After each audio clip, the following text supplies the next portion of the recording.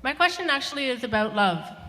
One of the things I found remarkable in reading over some of Snowden's statements, I think in the Guardian article called I Spy in particular, he talks about love. He says, I don't want to live in a world where we can't express love, creativity, and have relationships online.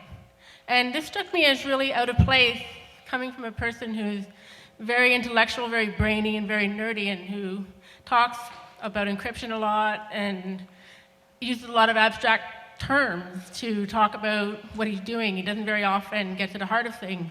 But this sort of struck me as being the heart of his motivation, and I wonder if maybe you could just say a few words about that. I know it moves a long way from the political, but I think it's at the heart of our political relationships with each other, is our relationships, our friendships, our ability to be creative in the public sphere, to do what we're doing right now. That is, yeah.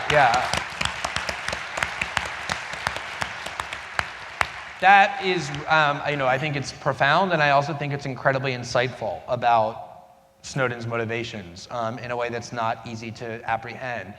And that is a fascinating topic to me, and I'll just, for the moment, say that I gave a TED Talk, I think a month ago in Brazil, which you can find online really easily, where I talked about this idea that if you're not one of the bad people, the people plotting terrorist attacks or engaging in violent crimes, if you're instead a good person, like a person who goes to work and comes home and raises your kids and watches TV, that you're not doing bad things, and therefore you don't have anything to hide, and therefore don't really care if the government is invading your privacy, because you don't actually think they're really interested in what it is that you're doing. And I talked about the critical central role that privacy plays in the lives of all of us, and not just people who are doing bad things like committing terrorism and the like.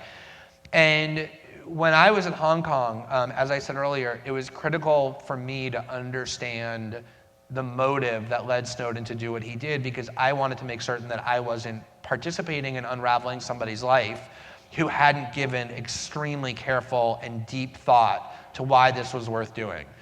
And I asked him many, many times over the course of hours and then days for this explanation. Why was this worth it to him? I mean, he had a very stable life. He had a girlfriend who loved him. He had a lucrative career. He had a family that was supportive, a great life in Hawaii. Why was he willing to throw this all away in pursuit of this abstract political ideal?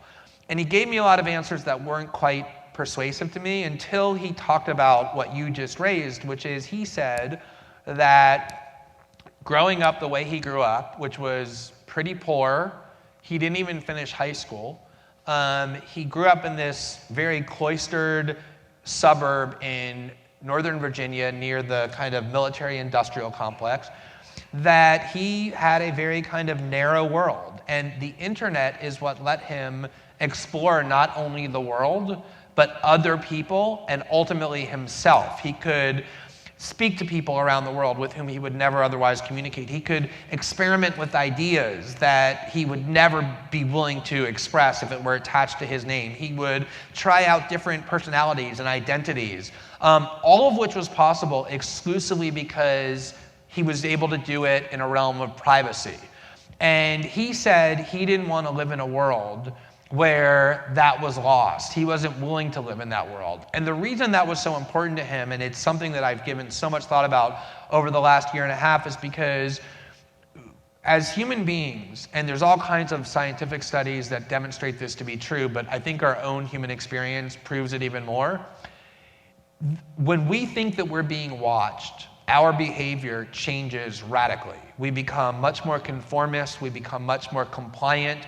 We make choices that are the byproduct not of our own agency, but of the expectations and mandates of social orthodoxy and convention. And it's really only in this private realm where we can explore intimacy and, as you say, love and friendship and different ways of thinking and being and creativity and dissent. It all exclusively resides in this realm of privacy where we can act without other eyes being cast upon us and making judgments.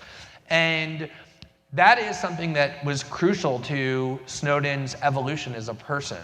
The ability to have this private realm online where so many people, especially younger ones, don't just buy books and make travel reservations, but develop who they are as people and make human connections. All of that is severely crippled, if not completely destroyed, when we live in a world of mass surveillance, where the internet is converted into a place where we can always be watched and monitored. And that's what makes what you said so insightful is, yeah, he talks about encryption and he talks about surveillance technologies, but ultimately it was a deeply human perspective that drove him to do what he did, deeply noble and selfless, because he wanted these connections that can be made exclusively in a world where there's privacy to continue to flourish, and he knew that's what was being destroyed. And that, more than anything, I think is what drove him to do what he did. So excellent observations. Thank you.